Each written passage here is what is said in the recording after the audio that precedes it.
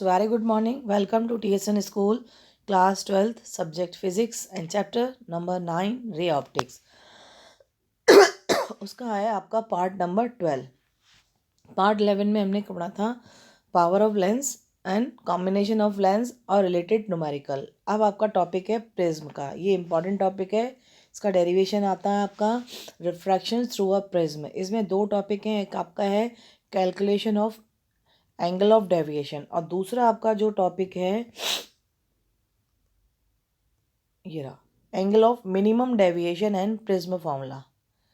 Angle of minimum deviation and prism का formula. और जो फर्स्ट पार्ट है वो आपका है calculation of angle of deviation. ये आपका क्या है refraction through a prism. Prism के थ्रू रिफ्रैक्शन. ये देखिए सबसे पहले आप अच्छे से डायग्राम को ही देखेंगे. डायग्राम आपका क्या बनाया हमने, एक प्रिज्म बनाया जिसके पॉइंट्स आपके क्या हैं ए बी सी. ओके. अब आपके जो प्रिज्म है वो क्या आपका डेंसर मीडियम है. जो बाहर है वो मीडियम कौन से आपके एयर मीडियम यानी कि रेयर मीडियम है. अब यहाँ जहाँ हमने के लिख रखा है के सी रे आई. ठीक है. अब डेंसर मीडियम में जाएगी तो नॉर्मल चाहिए.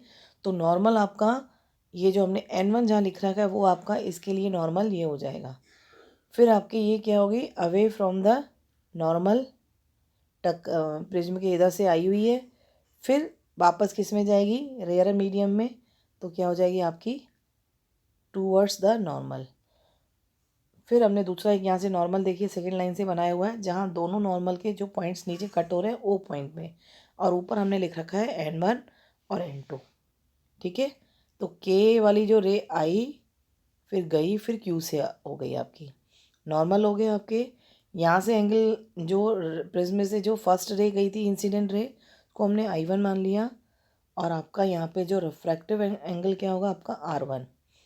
फिर आपका डेंसर से रेयर में जाएगी तो हम I2 और R1 लिखेंगे. तो I2 R1 भी आप आपस में क्या है इक्वल ही हैं. तो हमने जो बाहर वाले एंगल हैं उनको इंसिडेंट एंगल ले लिया और जो प्रिज्म के अंदर है उनको रिफ्रैक्टिव इंडेक्स वहीं रख दिया. तो हमने दूसरा जो रिफ्रैक्टिव एंगल है उसको हमने I2 की जगह R2 रख दिया और जहाँ R2 है वहाँ I2 कर दिया. ओके स्टूडेंट्स, क्योंकि both angles are equal. Okay. तो अंदर वाले एंगल्स को हमने R1 और R2 और जो बाहर इंसिडेंस एंगल है वो I1 और I2. ओके. ओके स्टूडेंट्स, अब देखिए आपका जो जहाँ हमने लैम्डा लिख रखा है जो आपके के से रे जा रही है इसकी जो सीधी स्ट्रेट निकलेगी और क्यू से भी. तो वो दोनों कहीं ना कहीं आप लाइन कहाँ हो रही है मीट हो रही है जहाँ पॉइंट आपका पी है और वहाँ से जो एंगल बन रहा है वो आपका एंगल बन रहा है लैम्डा. ओ सॉरी लैम्डा नहीं डेल्टा. क्या बन रहा है डेल्टा. अब देखिए जो I1 एंगल है वो इस पूरे जहाँ R1 लिख रखा है इस पूरे के इक्वल होगा क्योंकि क्या है वर्टिकली अपोजिट एंगल्स. तो आधा एंगल तो आपका R1 है तो ऊपर का आधा एंगल बाकी क्या होगा आपका I1 माइनस R1. ऐसे ही आपका राइट हैंड साइड में भी I2 एंगल इस पूरे R2 के इक्वल होगा. पूरा जो होगा R2 और जो बाकी लिख रखा है आधा उसके इक्वल होगा. तो आधा एंगल तो आपका कितना R2 के इक्वल है. बाकी हाफ जो एंगल होगा वो किसके इक्वल होगा I2 minus R2. Okay. Diagram अच्छे से समझ लीजिए. मेन डायग्राम ही है. डायग्राम अगर अच्छे से समझ में आ गया बाकी कैलकुलेशन आपकी इजी है. अब हम चलेंगे in triangle PLM. In triangle PLM देखिए PLM कहाँ लिख रखा है P L और M. ओके. जहाँ I1 और I2 एंगल लिखे हुए हैं ना वहाँ L और M लिखा हुआ है. साइड में भी हमने बना रखा है PLM. जो L है वो आपका क्या है I1 माइनस R1 और M से I2 माइनस R2. ओके. और जो ऊपर दोनों पॉइंट मीट कर रहे हैं P पॉइंट और वहाँ से जो एंगल बन रहा है डेल्टा. तो इन ट्राइंगल PLM में डेल्टा इक्वल्स किसके होगा. डेल्टा जो एंगल है वो आपका एक्सटीरियर एंगल है. एक्सटीरियर एंगल किसके इक्वल होता है ट्राइंगल के जो अंदर इंटीरियर एंगल होते हैं एल और एम, इन दोनों के सम के इक्वल होगा। तो delta is equals to I1 minus R1 plus I2 minus R2। Okay, I1 plus I2 minus R1 minus R2, I1 plus I2 minus sign common ले लिया, अंदर आपका बचा R1 plus R2। It's equation number first. अब now in triangle OLM, अब L M और O, नीचे वाला आपके क्या है R1 और R2 और O। अब ये तीनों ट्राइंगल का सम कितना होता है 180। तो angle O plus angle R1 plus angle R2 is equals to 180। It's equation number 2। अब हम चलेंगे क्वाड्रिलेटरल आपका कौन सा है LMOLM, OLAM, जो बीच वाला आ रहा है, जिसमें दोनों ट्राइंगल जो हमने किए थे वो दोनों आपके ट्राइंगल यूज़ हो रहे हैं, OLAM। ओके, एल और एम से जो बनेंगे एंगल वो 90 के बनेंगे, और पूरे इस क्वाड्रिलेटरल के चारों एंगल्स का सम कितना होता है 360। जैसे कि आपका ट्राइंगल का सम कितना होता है 180, तो क्वाड्रिलेटरल का जो सम होता है वो कितना होता है 360। तो angle O plus angle A plus angle L plus angle M is equals to 360।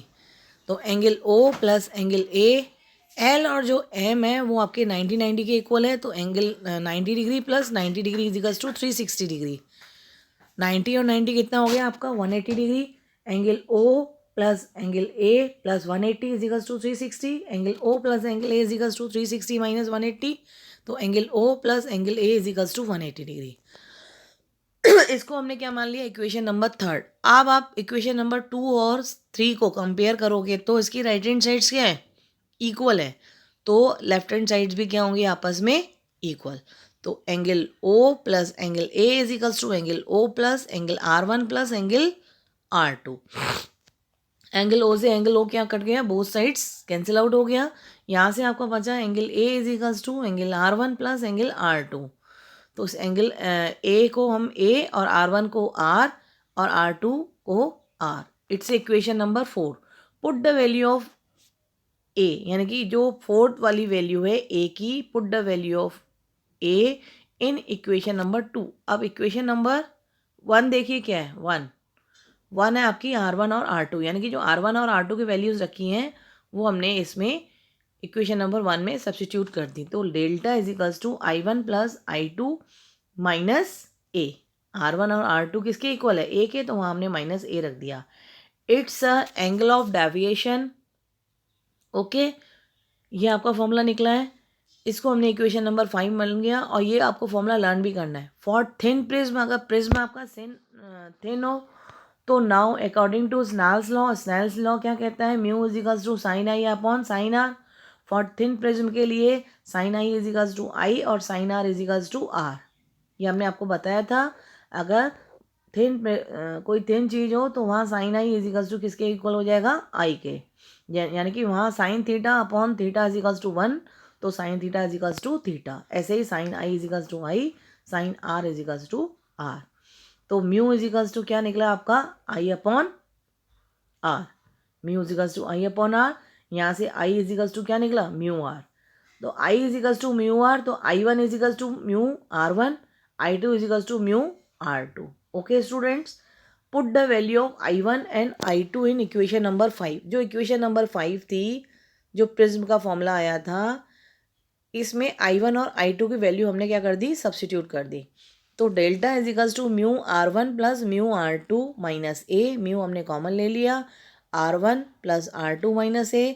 R1 plus R2 किसके इक्वल है A के इक्वल है, तो delta is equals to mu A minus A। अब हमने यहाँ से क्या कॉमन ले लिया A कॉमन ले लिया, तो अंदर आपका बचा mu minus 1। This is the angle of deviation. एक आपका वो वाला ऊपर वाला निकला, एक आपका ये नीचे वाला निकला, lambda delta is equals to A म्यू minus 1। This is the angle of deviation. It's a part number A। Through a prism का जो क्या था, ये आपका पार्ट A था। अब पार्ट B आपका क्या है, angle of minimum deviation and prism formula. Angle of minimum deviation and a prism formula. Prism are designed in such a way that deviation should be minimum. Prism आपका इस तरीके से design किया होता है कि जो उसमें such a way that deviation should be minimum, deviation क्या हो जाएगा आपका minimum. So conditions for a delta minimum, condition हम कौन सी लगाएंगे डेल्टा मिनिमम की, तो वी नो, आप जानते हैं कि जो हमने ऊपर अभी एक फॉर्मूला किया था, delta is equals to I1 plus I2 minus a, minimum वाला जो हमने ऊपर अभी फॉर्मूला निकाला था, delta is equals to I1 plus I2 minus a. अब डेल्टा इज इक्वल्स टू हमने देखिए वैल्यूज़ को ही क्रिएट किया किस तरीके से, देखिए I1 को हम क्या लिख सकते हैं, I1 का रूट का भी स्क्वायर, ऐसे I2 को भी I2 का रूट और उसका स्क्वायर आएगा, वही I1 और I2 माइनस ए। अब इस इक्वेशन में हमने क्या किया, 2 रूट के अंदर I1 I2 प्लस किया, और इसी में ही माइनस के 2 रूट के अंदर I1 और I2 क्या किया, प्लस किया, एक बार माइनस और एक बार प्लस। तो इस इक्वेशन में कोई भी आपका इफेक्ट नहीं हुआ, ठीक है। हम मैक्स के जरिए कुछ भी इसको कुछ कर सकते हैं, लेकिन इक्वेशन में कोई इफेक्ट नहीं होना चाहिए, वही हुआ हमने। अब देखिए I1 रूट I1 का स्क्वायर और प्लस रूट I2 का स्क्वायर, उसके साथ प्लस ले सकते हैं या माइनस, दोनों में से हमने एक लिया, तो वो फॉर्मूला आपका किसका बन जाएगा, अगर माइनस वाला लेते हैं a square minus b square, a minus b का स्क्वायर लेते हैं तो आपका क्या बनेगा, a square plus b square minus 2ab। तो माइनस 2ab, जो ए बी है वो आपका रूट के अंदर रूट रूट के अंदर I1 I2, तो हमने माइनस वाली वैल्यूज़ ली हैं, यानी कि फॉर्मूला आपका फिर किसका बनेगा, माइनस वाला बनेगा। तो आपका ए क्या हो जाएगा, रूट I1, और A2 क्या हो जाएगा, रूट I2। तो root I1 minus root I2 का स्क्वायर माइनस ए, और प्लस वाली एज इट इज़ हमने रख दी वैल्यू, प्लस के 2 रूट I1 और I2। माइनस का ही हमने क्यों लिया, प्लस का क्यों नहीं लिया, ये भी हम आपको बताएंगे अभी क्यों नहीं लिया, ठीक है। For delta to be minimum, delta अगर हमें मिनिमम करना है तो ये जो 3 वैल्यूज़ हैं इस इक्वेशन में, हमें या तो इसको ज़ीरो करना पड़ेगा, यहाँ ए को ज़ीरो, यहाँ इसको, ए तो ज़ीरो हो ही नहीं सकता क्योंकि वो खुद ही उस प्रिज्म का क्या है, एंगल है, जो हमने ऊपर बनाया हुआ था ए, सबसे ऊपर प्रिज्म देखिए ये रहा, ये तो हो ही नहीं सकता ज़ीरो। और I1 और I2 को भी हम ज़ीरो क्यों नहीं ले सकते हैं, कहाँ गया,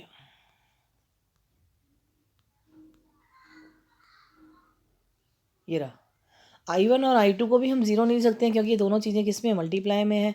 तो या तो I1 ज़ीरो होना चाहिए या I2, ये भी पॉसिबल नहीं है। तो हम